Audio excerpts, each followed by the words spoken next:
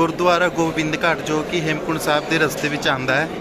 तो सारे यात्री हेमकुंड साहब जाने तो पहले इत्थे स्टे करते हैं, रुकते हैं, जल पानी छकते हैं, कमरा लेके आराम करके तो फिर अगे अपनी यात्रा शुरू करते हैं जो कि पैदल यात्रा होंदी है।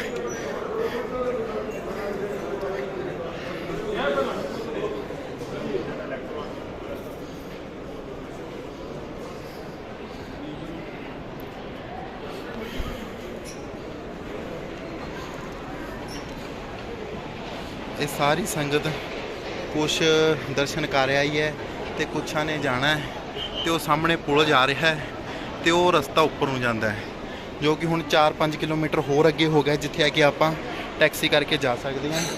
तो गुरु गोबिंद घाट साहब का गुरुद्वारा है।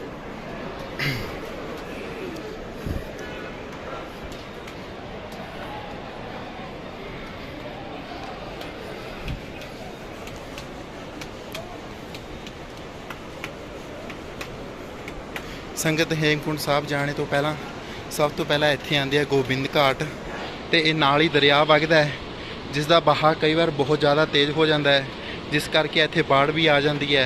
पिछले कुछ समय में इत्थे बहुत ही खतरनाक भयानक हादसे हुए हैं। तो गुरु महाराज कृपा करे कि आने वाला समय इत्थे सुख शांति का बनया रहे, तो सारे राजी खुशी रहन, परमात्मा सब का भला करे। जिहड़ी भी संगत आई है उन्हां दी मनोकामनावां मनोभावना सारियां पूर्ण करे, तो सारी संगत राजी खुशी अपने घर जावे, मन दी मुरादां पावे। ये गुरुद्वारा गोबिंद घाट साहिब है। इस तो अगे 20 किलोमीटर की दूरी ते हेमकुंड साहिब है, जिहड़ा कि आपां नूं जिहड़े इत्थे तो दर्शन नहीं हो रहे, ये रस्ता जाता है, ये उत्थे दा पुल है।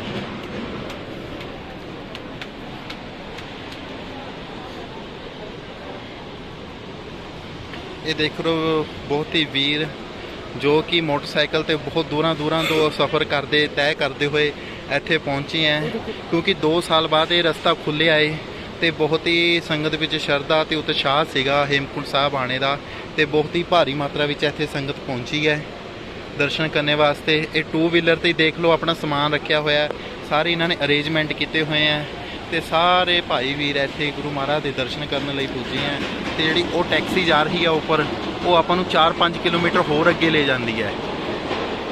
अपना 4-5 किलोमीटर जिहड़ा अपना तुरना सीगा वो दूरी घट गई है। प्राइवेट गड्डी नहीं जाती, लेकिन जिहड़ा ये गड्डी है ये चले जाती है, टैक्सी कमर्शियल गड्डी चले जाती है जी। ये देखो दूर दूर तक ये पार्किंग है, इत्थे पार्किंग की भी बहुत दिक्कत है, गड्डी वास्ते पार्किंग बड़ी मुश्किल मिलती है। मोटरसाइकिल तो चलो फिर भी छोटा वहीकल होंदा एडजस्ट हो जाता है, लेकिन गड्डी वास्ते पार्किंग बहुत ज़्यादा मुश्किल है। तो आप बाकी का व्यू तुहानूं नीचे जाके दिखावांगे। जो भी गुरुद्वारा साहब तो आप नीचे आते हैं, तुम सामने देख सकते हो लाइन लगी हुई है। कोई भी यात्री इत्थे परेशान नहीं होंदा, निराश नहीं होंदा, सारिਆਂ ਨੂੰ कमरा मिलता है, हाल भी मिलता है तो कमरा भी मिलता है। तो नाल ही मुड़दे सार तुसीं इधर देख सकते हो घर ले जाने वास्ते सुक्का प्रसाद जो कि पिन्नी प्रसाद है, तुसीं इत्थे प्राप्त कर सकते हो पर्ची कटा के। तो नाल ही तुहानूं दिखाते हैं कि यात्रियों वास्ते इत्थे 24 घंटे चाह का लंगर चलता रहता है, तो प्रसादे का लंगर 24 घंटे चलता रहता है। कोई भी यात्री को इत्थे किसी भी प्रकार की दुख तकलीफ नहीं होंदी, गुरुआं की कृपा के नाल इत्थे 24 घंटे सेवा चलती रहती है। क्योंकि यह यात्रा है जी 3-4 महीने की होंदी है, लेकिन ये 3-4 महीने तो पहला ही बंद हो जाती है, इस करके यात्रियों की भीड़ काफ़ी ज़्यादा होंदी है। तो नाल ही तुसीं देख सकते हो ये जोड़ा घर बनया हुआ है, सेवादार सेवा कर रहे हैं, कमरे इत्थे बहुत बने हुए हैं।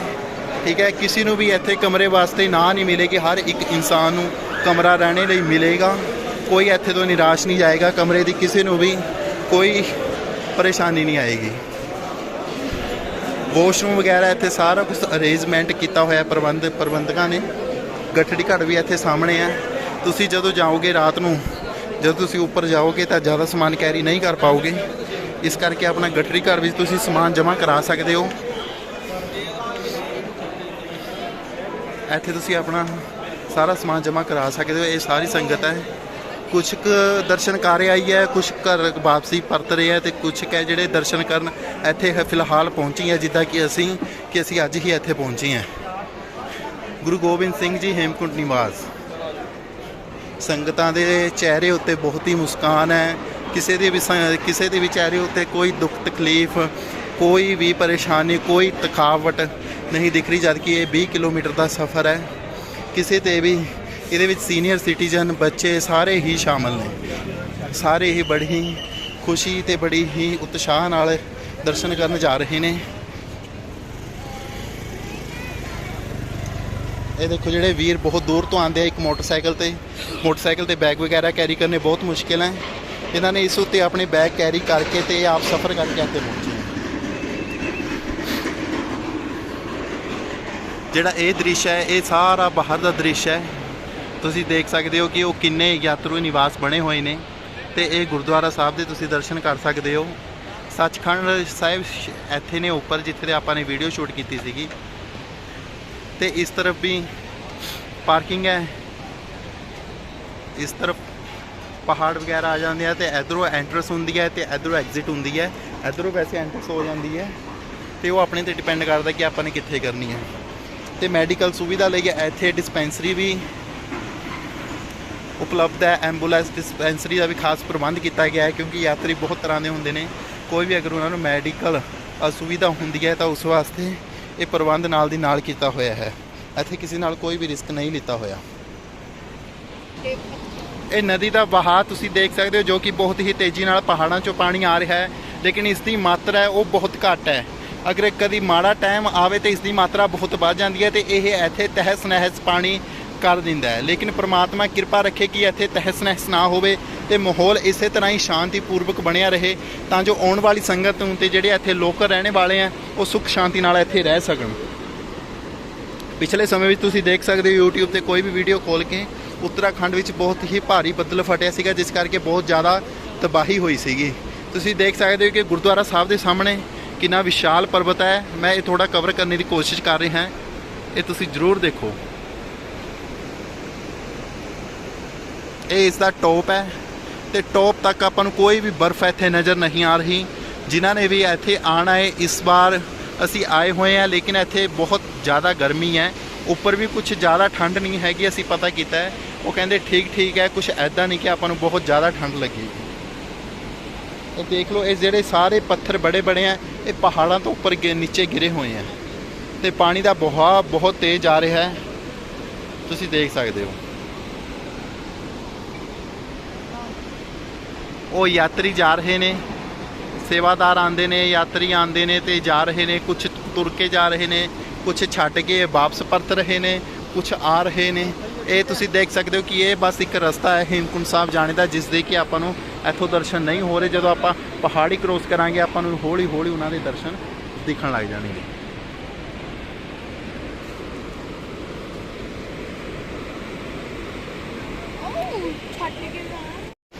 ਹਾਂਜੀ ਜੱਸੀ, ਤੁਸੀਂ ਦੱਸੋ ਕਿ ਤੁਹਾਡਾ ਸਫ਼ਰ ਕਿੱਦਾਂ ਦਾ ਰਿਹਾ ਤੇ ਤੁਹਾਨੂੰ ਇੱਦਾਂ ਇਹ ਆ ਕੇ ਕਿੱਦਾਂ ਦਾ ਮਹਿਸੂਸ ਹੋ ਰਿਹਾ ਹੈ?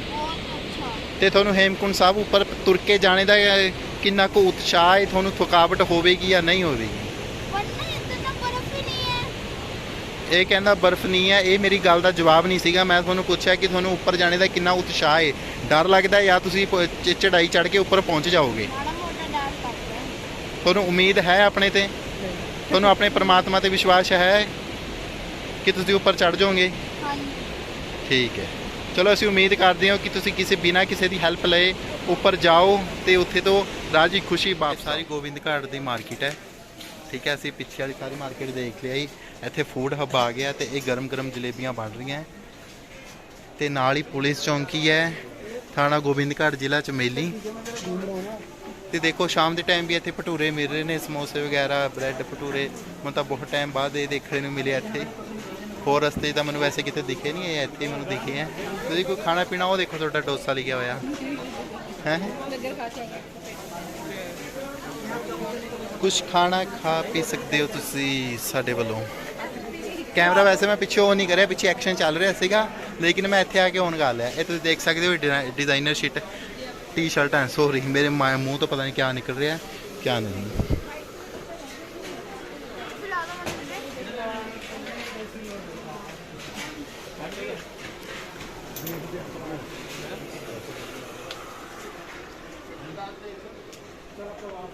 ਇਹ ਸਟicker ਲੱਗੇ ਹੋਏ ਆ ਤੇ ਆਨੰਦ ਪੈਲਸ ਯਾਤਰਾ ਨਿਵਾਸ ਰਿਸੈਪਸ਼ਨ ਤੇ ਸਾਹਮਣੇ ਗੋਲ ਗੱਪੇ ਆ। ਪਾਪੜੀ ਚਾਟ, ਗੋਲ ਗੱਪੇ, ਦਹੀਂ ਭੱਲੇ, ਐਦਾਂ ਦਾ ਕੁਛ। ਸਟicker ਸਟicker 'ਚ ਕੁਛ ਪਸੰਦ ਆਇਆ ਨਹੀਂ ਵੈਸੇ ਸਾਨੂੰ। ਆਪਾਂ ਨੇ ਇੱਕ ਸਟicker ਲਵਾਉਣਾ ਆਪਣੇ ਮੋਟਰਸਾਈਕਲ 'ਤੇ ਲਵਾਉਣਾ, ਜਿਸ ਦਿਨ ਲਵਾਵਾਂਗੇ ਤੁਹਾਨੂੰ ਦਿਖਾਵਾਂਗੇ। ਆਹ ਜੱਪੀ ਦੇਖਣ ਲੱਗਿਆ ਹੋਇਆ ਟੀ-ਸ਼ਰਟ। ਇਹ ਹੈ ਕਿੰਨੇ ਦੀ ਹੈ ਵੈਸੇ? ਨਹੀਂ ਮੈਂ ਤਾਂ ਕਿਆ ਲੈਣੀ ਹੈ, ਤੁਸੀਂ ਲੈਣੀ ਲੈ ਲਓ। ਮਨੀ ਵੀਰੇ ਕੁਝ ਪਿਲਾ ਦਿਓ ਠੰਡਾ। ਉਹ ਪਾਣੀ ਦਾ ਜੱਗ ਪਿਆ, ਚੱਕ ਕੇ ਪੀ, ਠੰਡਾ ਠੰਡਾ ਯਾਰ ਕੁਝ ਕੋਲਡ ਡਰਿੰਕ ਪਿਲਾਓ। ਜਿਵੇਂ ਸ਼ਾਮ ਪੈਂਦੀ ਜਾ ਰਹੀ ਹੈ ਤੇ ਯਾਤਰੀ ਹੋਰ ਕਾਫੀ ਰਸ਼ ਵੱਧਦਾ ਜਾ ਰਿਹਾ ਹੈ ਤੇ ਬਹੁਤ ਯਾਤਰੀ ਹੈ ਜਿਹੜੇ ਆ ਰਹੇ ਨੇ। ਕੁਝ ਯਾਤਰੀ ਉੱਪਰੋਂ ਵੀ ਆਏ ਨੇ ਤੇ ਬਹੁਤ ਜ਼ਿਆਦਾ ਭੀੜ ਹੋ ਰਹੀ ਹੈ ਸ਼ਾਮ ਨੂੰ ਦੇਖਦੇ ਹੋਏ। ਤੇ ਕਮਰੇ ਵਗੈਰਾ ਸਾਰੇ ਖਤਮ ਹੋ ਗਏ ਨੇ, ਕਮਰੇ ਵਗੈਰਾ ਸਾਰੇ ਆਊਟ ਹੋ ਗਏ ਨੇ।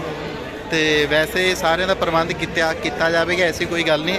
ਪ੍ਰਬੰਧਕਾਂ ਨੇ ਪ੍ਰਬੰਧ ਬਹੁਤ ਹੀ ਸੋਹਣਾ ਕੀਤਾ ਹੋਇਆ। ਕਿਸੇ ਵੀ ਯਾਤਰੀ ਨੂੰ, ਚਾਹੇ ਉਹ ਯਾਤਰੀ ਛੋਟਾ ਹੈ ਚਾਹੇ ਬੜਾ, ਹਰ ਯਾਤਰੀ ਨੂੰ ਫ੍ਰੀ ਵਿੱਚ ਕਮਰੇ ਦਿੱਤੇ ਜਾ ਰਹੇ ਨੇ। ਇੱਥੇ ਕੋਈ ਪੈਸਾ ਚਾਰਜ ਨਹੀਂ ਕੀਤਾ ਜਾ ਰਿਹਾ। ਅਗਰ ਤੁਸੀਂ ਪ੍ਰਾਈਵੇਟ ਰੂਮ ਲੈਣਾ ਹੈ, ਸੈਪਰੇਟ ਰੂਮ ਲੈਣਾ ਅਲੱਗ ਤੋਂ, ਤਾਂ ਉਸ ਦੇ ਚਾਰਜ ਕੀਤਾ ਜਾ ਰਿਹਾ। ਅਦਰਵਾਈਜ਼ ਇੱਥੇ ਫ੍ਰੀ ਆਫ ਕੋਸਟ ਰੂਮ ਦਿੱਤੇ ਜਾ ਰਹੇ ਹੈ। ਗੋਬਿੰਦ ਘਾਟ ਪਹੁੰਚ ਗਏ। ਸਾਰਾ ਸਫ਼ਰ ਪੰਜਾਬ ਤੋਂ ਅਸੀਂ ਗੋਬਿੰਦ ਘਾਟ ਤੱਕ ਰਸਤੇ ਵਿੱਚ ਸਟੇ ਕਰਦੇ ਹੋਏ ਪਹੁੰਚ ਗਏ ਤੇ ਰਸਤਾ ਕੋਈ ਜ਼ਿਆਦਾ ਖਤਰਨਾਕ ਨਹੀਂ ਹੈ। ਅਗਰ ਤੁਸੀਂ ਇੱਥੇ ਆਉਣੇ ਦੀ ਸੋਚ ਰਹੇ ਹੋ, ਸ਼੍ਰੀ ਹੇਮਕੁੰਟ ਸਾਹਿਬ ਦੇ ਦਰਸ਼ਨ ਕਰਨੇ ਆ, ਤਾਂ ਤੁਸੀਂ ਆ ਸਕਦੇ ਹੋ। ਮੌਸਮ ਵੀ ਬਹੁਤ ਵਧੀਆ, ਬਾਰਿਸ਼ ਵੀ ਨਹੀਂ ਹੋਈ ਅੱਜ, ਤੇ ਬਾਰਿਸ਼ ਨਹੀਂ ਹੋਈ ਤੇ ਕੱਲ੍ਹ ਦਾ ਸਾਨੂੰ ਪਤਾ ਨਹੀਂ, ਠੀਕ ਹੈ। ਵੈਸੇ ਵੈਦਰ ਵਗੈਰਾ, ਸੜਕਾਂ ਵਗੈਰਾ ਰਸਤੇ ਵਿੱਚ ਥੋੜ੍ਹਾ ਬਹੁਤਾ ਹੀ ਮੁਸ਼ਕਿਲ ਆਉਂਦੀ ਆ। ਅਦਰਵਾਈਜ਼ ਇੱਥੇ ਸਾਰਾ ਕੁਝ ਸਹੀ ਹੈ। ਤੁਹਾਨੂੰ ਹੋਟਲ ਵੀ ਮਿਲ ਜਾਏਗਾ, ਗੁਰਦੁਆਰਾ ਸਾਹਿਬ ਵਿੱਚ ਰੂਮ ਵੀ ਮਿਲ ਜਾਏਗਾ। ਤੁਸੀਂ ਇੱਥੇ ਆਰਾਮ ਨਾਲ ਆ ਕੇ ਗੁਰੂ ਮਹਾਰਾਜ ਦੇ ਦਰਸ਼ਨ ਕਰ ਸਕਦੇ ਹੋ, ਉੱਪਰ ਜਾ ਸਕਦੇ ਹੋ। ਤੇ ਇੱਥੇ ਤੋਂ ਗੋਬਿੰਦ ਘਾਟ ਤੋਂ 4-5 ਕਿਲੋਮੀਟਰ ਅੱਗੇ ਟੈਕਸੀ ਜਾ ਸਕਦੀ ਹੈ, ਜਿਸ ਦਾ ਤੁਸੀਂ 50 ਰੁਪਏ ਕਿਰਾਇਆ ਦੇ ਕੇ ਅੱਗੇ ਜਾ ਸਕਦੇ ਹੋ। ਤੇ ਉਹੀ ਤੁਹਾਡਾ ਹੋਰ ਰਸਤਾ ਘੱਟ ਗਿਆ ਤੇ ਤੁਸੀਂ ਹੈਲੀਕਾਪਟਰ ਦੀ ਵੀ ਸੁਵਿਧਾ ਲੈ ਸਕਦੇ ਹੋ, ਜੋ ਕਿ ਉਸਦੀ 3100 ਰੁਪਏ ਫੀਸ ਹੈ ਵਨ ਟਾਈਮ ਦੀ। ਉਹ ਗੋਬਿੰਦ ਧਾਮ ਤੋਂ ਤੁਹਾਨੂੰ 1 ਕਿਲੋਮੀਟਰ ਪਿੱਛੇ ਛੱਡੇਗਾ। ਇੱਥੇ ਦਾ ਪ੍ਰਬੰਧ ਬਹੁਤ ਜ਼ਿਆਦਾ ਵਧੀਆ ਹੈ।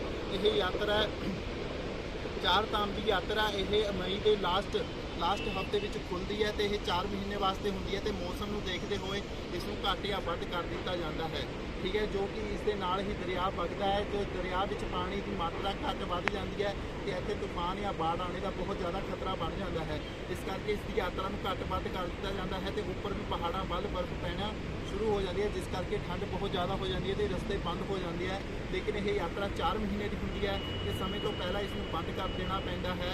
ਇਸ ਕਰਕੇ ਤੁਸੀਂ ਆ ਸਕਦੇ ਹੋ। ਇਸ ਟਾਈਮ ਬਿਲਕੁਲ ਹੀ ਠੀਕ ਠਾਕ ਹੈ। 2 ਸਾਲ ਤੋਂ ਬਾਅਦ ਰਸਤਾ ਖੁੱਲ੍ਹਿਆ ਤੇ ਮੈਂ ਵੀ ਇੱਥੇ ਫਸਟ ਟਾਈਮ ਆਇਆ ਤੇ ਮੈਨੂੰ ਵੀ ਆ ਕੇ ਇੱਥੇ ਬਹੁਤ ਜ਼ਿਆਦਾ ਵਧੀਆ ਮਹਿਸੂਸ ਹੋਇਆ।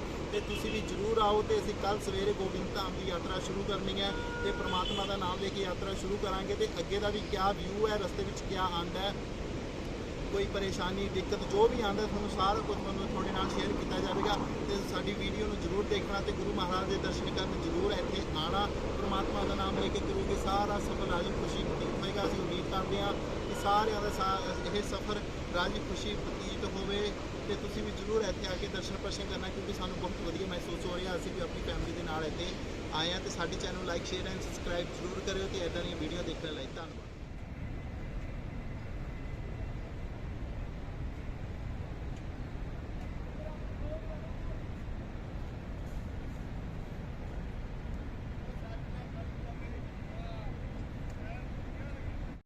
ਹਾਂਜੀ ਦੋਸਤੋ, ਇਹ ਸਾਰਾ ਨਜ਼ਾਰਾ ਬ੍ਰਿਜ ਦੇ ਉੱਪਰ ਤੋਂ ਹੈ।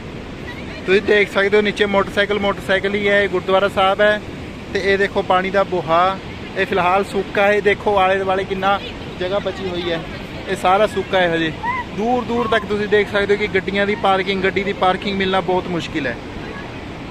ਤੇ ਇਹ ਦੇਖੋ, ਇਹ ਜਿਹੜਾ ਰਸਤਾ ਹੈ, ਇਹ ਜਿਹੜੀ ਟੈਕਸੀ ਹੈ ਟਾਟਾ ਸੂਮੋ ਹੈ ਪੁਰਾਣੀ ਆਪਣੀ, 4-5 ਕਿਲੋਮੀਟਰ ਇਹ ਉੱਪਰ ਲੈ ਕੇ ਜਾਂਦੀ ਹੈ। ਤੇ ਜਿਹੜਾ ਇਹ ਬ੍ਰਿਜ ਹੈ, ਇਹ ਬ੍ਰਿਜ ਵੀ ਦੇਖੋ ਕਿੱਦਾਂ ਕੰਮ ਦਾ। ਇਹ ਇੱਧਰ ਹੋ ਜਾ।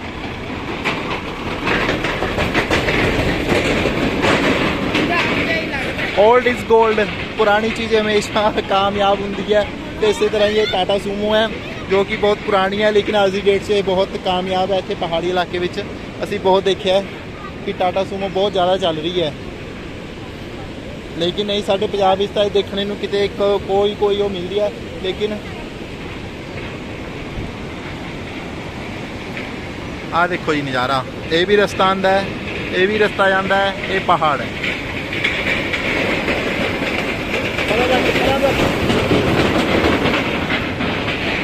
ਐਕਚੁਅਲੀ ਵਨ ਵਹੀਕਲ ਲਈ ਉਹ ਰਸਤਾ ਇਸ ਕਰਕੇ ਥੋੜਾ ਡਰ ਲੱਗਦਾ ਜਦੋਂ ਵੀ ਇਹ ਆਉਂਦੀ ਹੈ। ਹਾਂ ਵੀ ਸਾਡੇ ਮੰਮੀ ਜੀ ਆ ਗਏ, ਅੱਜ ਇਹਨਾਂ ਨੂੰ ਸਵਾਲ ਪੁੱਛਦੇ ਆ ਤੁਸੀਂ ਕਿੱਥੇ ਪਹੁੰਚ ਗਏ ਜੀ? ਅਸੀਂ ਅੱਜ ਗੋਬਿੰਦ ਘਾਟ ਪਹੁੰਚ ਗਏ ਹਾਂ ਤੇ ਸਫ਼ਰ ਕਿੱਦਾਂ ਦਾ ਰਿਹਾ ਤੁਹਾਡਾ ਰਸਤੇ? ਸਫ਼ਰ ਸਾਡਾ ਬਹੁਤ ਵਧੀਆ ਰਿਹਾ। ਰਸਤੇ 'ਚ ਵੀ ਅਸੀਂ ਬਹੁਤ ਇੰਜੋਏ ਕੀਤਾ, ਪਰ ਇੱਥੇ ਗਰਮੀ ਬਹੁਤ ਹੈਗੀ। ਅਸੀਂ ਸੋਚਿਆ ਸੀ ਕਿ ਇੱਥੇ ਠੰਡ ਹੋਏਗੀ, ਪਰ ਇੱਥੇ ਗਰਮੀ ਬਹੁਤ ਹੈ। ਅਸੀਂ ਉਸ ਹਿਸਾਬ ਨਾਲ ਕੱਪੜੇ ਲੈ ਕੇ ਤੇ ਗੁਰਦੁਆਰਾ ਸਾਹਿਬ ਦਾ ਕਿੱਦਾਂ ਪ੍ਰਬੰਧ ਹੈ ਇੱਥੇ?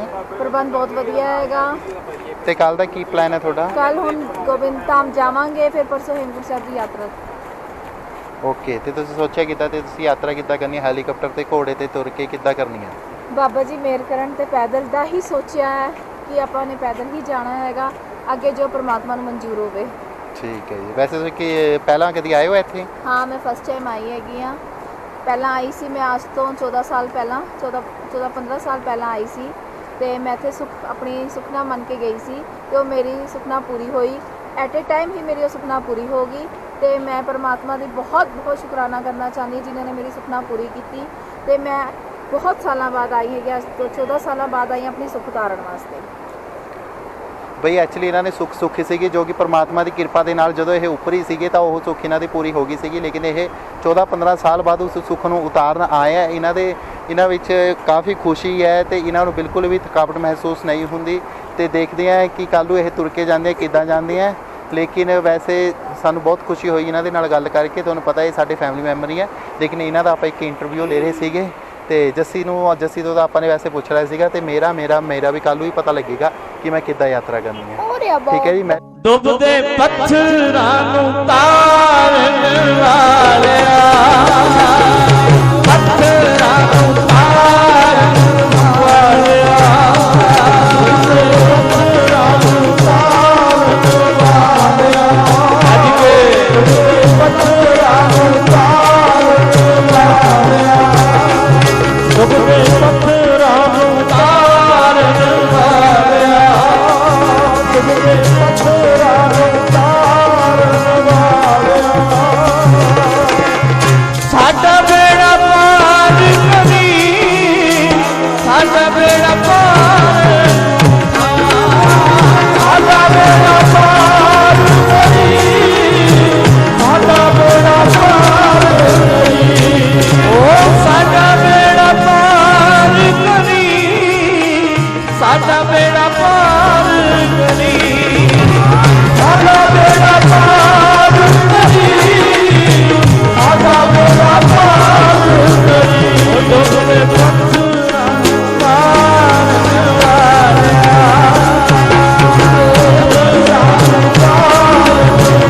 ਵਾਲਿਆ,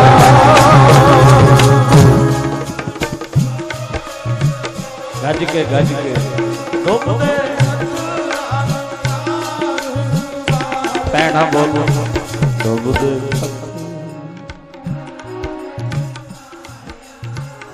ਗੱਜ ਕੇ ਬੋਲੋ ਸਿੰਘੋ, ਡੁੱਬਦੇ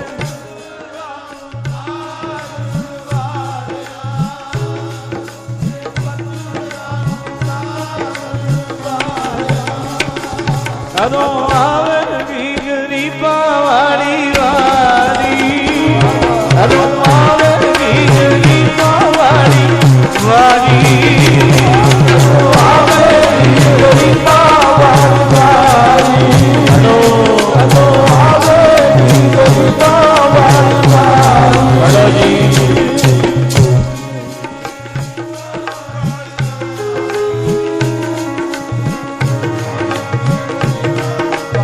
ਪੜੋ ਸਾਰੇ ਗੱਜ ਕੇ ਬੋਲੋ, ਗੱਜ ਕੇ ਕਦੋਂ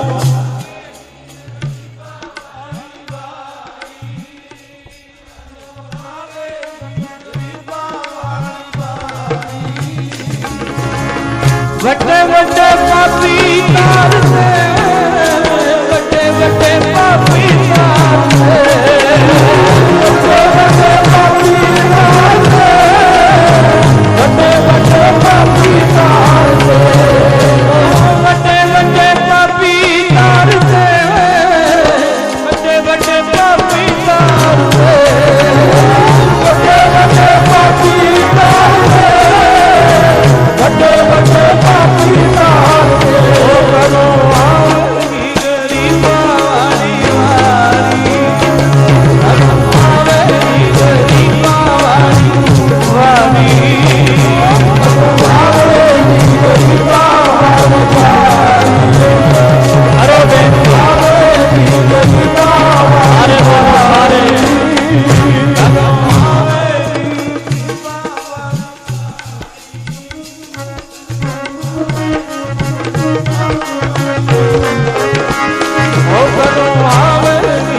ਕਿਰਪਾ ਵਾਲੀ